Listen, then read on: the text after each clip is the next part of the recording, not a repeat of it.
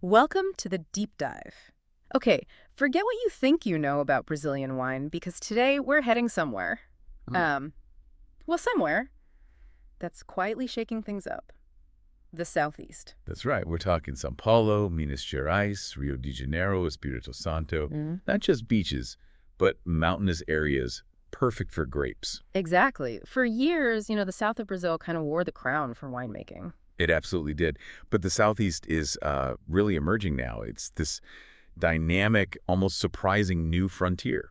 It really is. It's a story of innovation and adapting to the environment. Definitely worth exploring. Absolutely. And you probably don't picture these states first when you think fine Brazilian wine, right? Which is why this deep dive is, I think, so interesting. Mm-hmm. Our mission today is really to unpack the unique story here, the clever methods, the potential. It's all drawn from some fascinating sources we've looked at. And for you listening, think of this as your shortcut, your fast track to understanding what's happening. We'll pull out the key stuff. Yeah, hopefully give you some of those aha moments. Exactly. Show how winemaking can pop up and thrive in unexpected places Yeah. without getting bogged down in, excessive detail. Okay, let's jump in. This new frontier. We said the South usually comes to mind first for Brazilian wine, Right. but the Southeast is really gaining ground, isn't it? It is, significantly. And look, there were attempts at winemaking there before, sure, often with different grapes. Right, not necessarily the classic European ones. Exactly. But producing actual quality fine wines Mm. using Vitis vinifera, that's a more recent thing, maybe the last couple of decades, really picking up steam. So it's a real shift in focus and quality. A big shift, yeah. So yeah. what flipped the switch? What's driving this quality surge in a place not known for it? Well, it's a mix of things. Definitely significant investment in R&D. That's been key. Research and development. Okay. Yeah. And coupled with that, they've adopted some really innovative vineyard practices, Mm-hmm. smart stuff. Mm-hmm. And crucially, you have these really dedicated producers who basically said, right, we're focusing on Vitis vinifera, these classic grapes, and we're going to figure out how to make them work in this tropical climate. But they're not just planting them anywhere, are they? It has to be specific spots. Oh, absolutely. They're deliberately going for higher altitude regions. Turns out that elevation gives a much better climate for these particular grapes. Cooler temperatures, I imagine? Cooler temps, yeah, and other benefits too. And alongside that, you see modern wineries popping up with the right tech to actually produce top-notch wine. Okay, this idea of adapting to a tropical climate. It seems like the absolute core of the story here. What are the defining characteristics? Ingenious adaptation. That's really the headline. And the absolute heart of it is this technique called Dupla Poda. Dupla Poda, double pruning. Double pruning, yeah, which leads to a winter harvest. Yeah. It sounds technical, but honestly, it's the cornerstone. It's what makes quality Vitis vinifera possible there. Okay, Dupla Poda. Explain that for us. How does double pruning work, and why is it such a game changer in this climate? Okay, think about a normal vine cycle, right? Summer harvest. Mm. But the Southeast summers, hot, wet, tough for these grapes. Acidity drops, disease risk goes up. Right. Not ideal. Not at all. So Dupla Poda basically flips the cycle. They do an initial prune in summer, Jan, Feb for some early growth. Okay. Then the big prune happens in winter, July, August time. This tells the vine, okay, time to flower and set fruit. But it's doing it in the cool, dry winter. Ah, clever. It is. The grapes then ripen in the autumn, which, up high in the Southeast, is also dry and mild. So they basically sidestep the whole problematic tropical summer for the crucial ripening phase. Wow, so they completely reset the vine's schedule to hit the best weather window. What grapes are working well with this? So the focus is definitely on those classic Vitis vinifera. For reds, Syrah is doing brilliantly. Syrah, interesting. Yeah, also Cabernet Sauvignon, Merlot. For whites, Chardonnay and Sauvignon Blanc are really successful. And what styles of wine are coming out of this? Are they just copying, say, French Syrah or New Zealand Sauvignon Blanc? No, not really. I mean, there are influences, of course, but the Southeast is definitely developing its own identity. You get some really complex, structured reds, Yeah. aromatic, lively whites, delicate rosés too, and increasingly some really good quality sparkling wines. It's quite diverse. You mentioned altitude earlier being important. How exactly does that higher elevation shape the wines? Oh, the altitude terroir is massive. Those cooler temperatures during ripening are one thing, but also you get a big swing between day and night temperatures. Diurnal range. Exactly, the diurnal range. And that's huge for developing complex aromas in the grapes and critically for holding on to acidity. You get that freshness. Did those cool nights kind of slow things down, let flavors build but keep it fresh? That's a great way to put it. Slows metabolism, gradual sugar buildup, better phenolic development color, flavor compounds, but keeps that vital acid structure. And you also have a real mix of soils across the Southeast. Ah, soils too. Yeah, clays, sandy soils, granite, even some volcanic bits. They all add their own little bit to the complexity, drainage, maybe some mineral notes. Okay, sounds like the Southeast really has a lot going for it then. What are the big opportunities for this, relatively new wine region? They're pretty significant. First off, just the market right there in the Southeast. Huge population, decent purchasing power. And shorter shipping distances, I suppose? Exactly. Compared to bringing wines down from the South, it can be a real plus. Yeah. Less travel time. Makes sense. And then there's the location itself. Being close to São Paulo, Rio, Belo Horizonte, Vitoria, major cities, that makes direct sales easier. Events, marketing. Right. Building relationships with restaurants, consumers, it's just more feasible. And those mountains must be attracting tourists too, not just vine growers. Oh, definitely.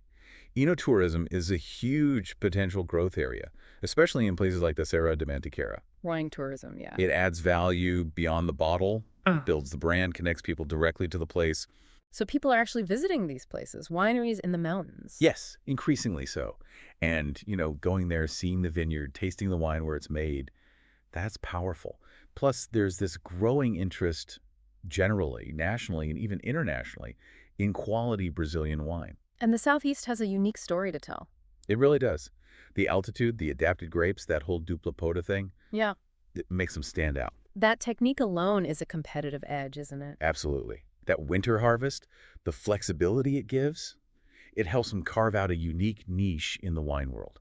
Okay, it sounds really positive, but establishing a quality wine region in the tropics, there must be some major challenges too. Oh, for sure. It's not easy. Yeah. Just constantly adapting to the tropical climate, that's ongoing. Fungal diseases love humidity, so that needs constant management. Right, and controlling ripeness. Exactly. Managing grape maturation when the weather can be unpredictable, that takes skill and vigilance. Very different from, say, Bordeaux or Tuscany. Very different. Then there's the need for continued investment, technology, infrastructure, better irrigation, winery equipment, even just better roads to some vineyards. And competition must be fierce. Intense. From established Brazilian regions, but also from imports. Chile, Argentina, Europe. They're all competing for shelf space. So getting noticed is tough. It is. Communicating the quality, the unique identity of these Southeast wines, that's a critical hurdle, telling that story effectively. And finally, you need skilled people. Training vineyard workers, winemakers who understand these specific conditions. That's an ongoing need. Let's rewind a bit. History. When did people first try making wine here seriously? Well, the very, very earliest attempts go way back to Portuguese colonization, mostly for liturgical wine. For church services. Exactly. But getting Vitis vinifera to grow well back then, very limited success because of the climate. And later, the Italian immigrants, they were big in the South. Huge impact in the South, yes. But their influence on fine wine of the Southeast was less direct, certainly in the early days. So there were phases before this current boom, but maybe not focused on this level of quality. Right. You had sort of exploratory phases, often using different, maybe more climate-tolerant, non-vinifera grapes. Then periods where fine wine just didn't really take off in the Southeast. Climate challenges, other farming priorities. In the recent renaissance. That's really tied to the R&D, Dupla Poda becoming successful, and that smart focus on higher altitudes. And you absolutely have to credit the pioneers, the wineries and growers who believed in it early on. You keep mentioning terroir. Let's really dig into that. What makes the Southeast terroir unique? Break it down for us. Okay, so climate first. Fundamentally tropical, yes, but altitude changes everything. Lower down, it's hot, humid. Typical tropics. Right, but you go up maybe 800, 1,000 meters or more, and it gets cooler. And crucially, you get that big day-night temperature swing, the diurnal range we talked about. Which is gold for quality grapes. It's gold for Vitis vinifera, allows that slow, balanced ripening, keeps the acidity. Okay, climate. What about soils? Really diverse, actually. You've got clays, sandy patches, granite-based soils, even some volcanic influence in areas like Minas Gerais. And that affects the wine how? Drainage, water retention, nutrient availability, all crucial for the vine. And some argue it imparts subtle mineral notes to the wine itself. The way the soil interacts with a specific grape variety, that's key terroir stuff. And the landscape, the mountains and hills. Yeah, altitude and topography are linked. The mountains create all these little microclimates. Pockets with slightly different conditions. Exactly. Higher slopes, generally cooler, more diurnal range, better for vinifera. And the slope itself affects sun exposure, how ripe the grapes get, and drainage, which is vital for healthy roots. Got it. So it's not just one monolithic southeast region. Each state must be different. Let's look at São Paulo first. Okay, São Paulo. It has history, like in São Roque, which traditionally made more table wines but is now shifting towards quality. Yeah. And then you have the Serra da Mantiqueira part of São Paulo, high altitude, really driving the fine wine reputation there now, plus other high areas showing promise. Mix of soils, microclimates, it's quite varied. And Minas Gerais seems like that's where a lot of the excitement is focused right now. Minas is definitely generating buzz. A lot of that centers on the Serra da Mantiqueira on the Minas side. Super high altitudes, often over 1,500 meters. Wow, that's high. It is. Gives it a more temperate feel, big diurnal swings. Soils vary too, volcanic, clay sandy mixes. And Dupla Poda has been hugely successful there. It's almost the benchmark region for that technique now. Okay. Rio de Janeiro. We think beaches, carnival, vineyards. Yeah, maybe not the first image. Yeah. But yes, there's winemaking, mostly smaller scale up in the mountainous parts like around Petropolis. The Serrano region. Exactly. Cooler up there, but also more rainfall usually compared to the coast. So challenges with humidity maybe, but also potential for really distinct wines. Interesting. And Espírito Santo, another surprise perhaps. Another one, yeah.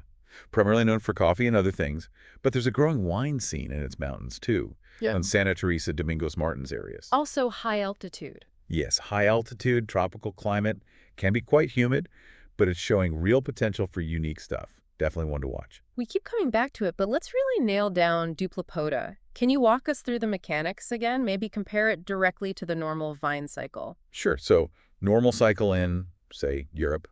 Vine grows in spring, summer. Fruit ripens late summer, fall. Vine goes dormant in winter. Simple enough. Right. But in the southeast tropics, that summer ripening period is hot and wet. Problems. Low acidity. Fungal diseases like mildew. Okay. Dupla Poda, the inverted cycle, tackles this head-on. Pruning number 1 happens in summer, Jan-Feb. This gets some leafy growth going. Okay, first prune. Then the crucial prune is in winter, July-August. This tells the vine, okay, time to make flowers and fruit. But it's doing this during the dry season. Avoiding the problematic summer rains. Exactly. So the grapes develop and ripen through the autumn, also typically dry and mild up high. So the most sensitive period, ripening, happens in the best possible weather window the region offers. It's like tricking the vine to match the climate better. Precisely. And the benefits. You get quality Vitis vinifera grapes where you otherwise might not. Better grape health, less disease pressure, often longer hang time on the vine for more complex flavors. Ultimately, better wine.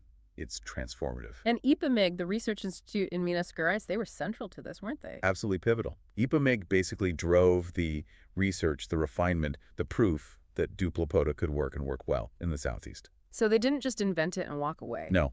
They did deep research, figured out the specifics for the region, worked hand in glove with growers, shared the knowledge. It was and is a huge collaborative effort. What kind of specific work did they do? Oh, loads. Started seriously in the 70s, really ramped up in the 90s. Which grape varieties work best where? What are the optimal ways to manage the vineyard canopy? How do you deal with pests and diseases specific to this environment? Irrigation strategies, even winemaking tweaks to best express these grapes. Wow, the whole package. It's the whole package. They're researchers, agronomists, winemakers. Their expertise has been invaluable. Plus, training programs, partnerships, it's been a massive sustained contribution. So it's really science-backed, collaborative progress. Okay, let's talk grapes again. We mentioned Syrah, Cabernet, Chardonnay, Sauvignon Blanc. What makes them work so well here, especially with Dupla Poda? Let's start with reds. Right, reds. Syrah is the star, no question, especially in Minas. It gets this wonderful deep color, good tannins, lovely dark fruit, spicy notes, retains acidity well, and you often get this distinct minerality from the terroir. And the others, Cab Sauv, Merlot. They're doing well too, along with experiments in Cab Franc, Tempranillo, even Sangiovese in some spots. Producers are constantly fine-tuning how to grow them in their specific microclimate. You really see the terroir difference between, say, a São Paulo Cab and a Minas Cab. And the whites, Chardonnay and Sauvignon Blanc. Very successful, again, especially higher up. Chardonnay holds its acidity, gives you apple, pear, citrus notes. Styles vary, some fresh and steel, some might see a touch of oak. And Sauvignon Blanc. Still get that bailizing? Oh, yeah. vibrant acidity, those classic grassy or sometimes more tropical notes depending on where it's grown. Dupla Poda is great for whites because preserving acidity and those delicate aromas is so important. Are they sticking just to these big international names?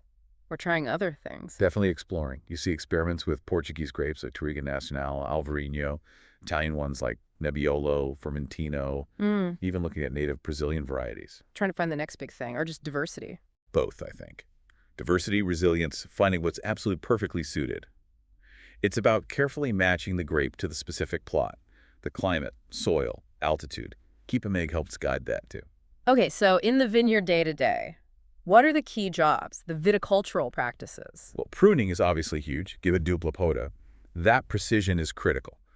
Managing the vine's growth, the yield, getting that balance right for quality. And how the vines are trained? Trellising, yeah. Oft you see espaldera, vertical shoot positioning, helps manage the canopy, get good sun exposure, good air. Right. Let's move from the vineyard to the winery. How are they actually making the wine? Any special techniques for these Southeast grapes? The basics are similar to elsewhere, but adapted. For reds, destim, crush, macerate on skins for color, tannin, flavor. Controlled fermentation temps, aging choices, steel or oak, maybe malolactic fermentation for softness. And whites, more gentle handling. Exactly. Gentle pressing, often cool fermentation to keep the fruity floral aromas, mostly aged in stainless steel to maintain freshness, though some might use neutral oak or stir the leaves for texture. Rosés and sparklings. Rosés get just a short time on skins for color, then cool ferment like whites. Sparkling. You see both Shermat method tank fermentation, usually fruitier wines, and the traditional method, like champagne, with the second fermentation in bottle. Those give finer bubbles more complexity. So what are the signature styles emerging? What should someone look for? You're definitely seeing regional flags being planted. That Minas Gerais Syrah, deep, elegant, spicy, dark fruit, often that mineral edge. It's becoming a benchmark, a real standout.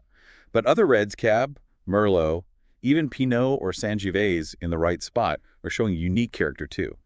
Whites, Chardonnay, and Sauvignon, typically vibrant, fresh, showing that altitude influence. And the others? Rosés are usually bright, wet berry-focused, refreshing. Sparklings have that nice acidity, fruity notes, and the traditional method ones are starting to show lovely yeasty complexity. Okay, let's zoom in on each state one last time. São Paulo, recap its vibe. São Paulo. History, moving from table grapes to fine wine. Diverse terroir, altitude is key in São Roque and especially Serra da Mantiqueira Paulista. Good range of grapes and styles, names like Goes, Sultan, Almagaliza. Eno-tourism quite developed in parts. Challenges are climate adaptation, competition. Big plus is the huge local market. Minas Gerais, the innovation hub. Minas, story tied to EPAMIG and Dupla Poda. Serra da Mantiqueira Minera is the core, high-altitude, good climate, varied soils. Syrah's king, but great examples of other reds, whites, sparklings too. Producers like Maria de Fe, Estrada Real, Luis Porto, Casa Geraldo. Eno-tourism booming. Challenges consolidating that identity. Huge potential for quality and recognition. Rio de Janeiro, smaller scale, mountain focus. Rio, smaller scale, quality focus in the mountains. Serra from Limited say, cooler, more humid up there. Diverse wines, interesting aromatics, some sparkling. Vinícola and Confidencia is a key name. Eno-tourism potential is there. Challenges are scale, getting the word out. Niche market focus. And Espírito Santo, the surprising newcomer. Espírito Santo.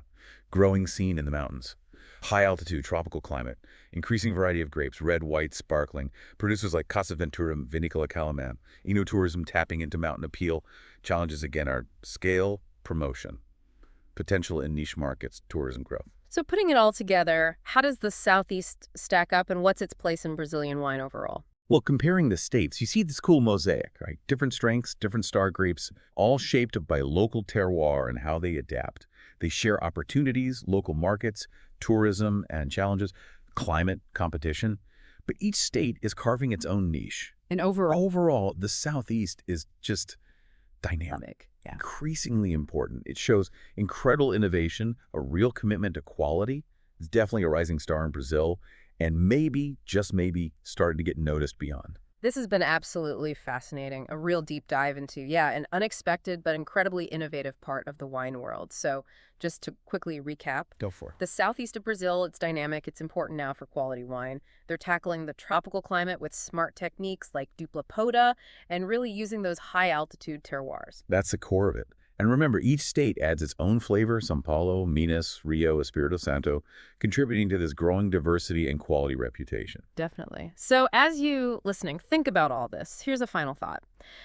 How does a place like Southeast Brazil, not a classic wine region, kind of challenge our ideas about where great wine can come from? Makes you wonder. Right. What other unlikely places might be out there ready to surprise us? We definitely suggest you try and find some of these Southeast Brazilian wines if you can. Absolutely. Seek them out. Until our next deep dive.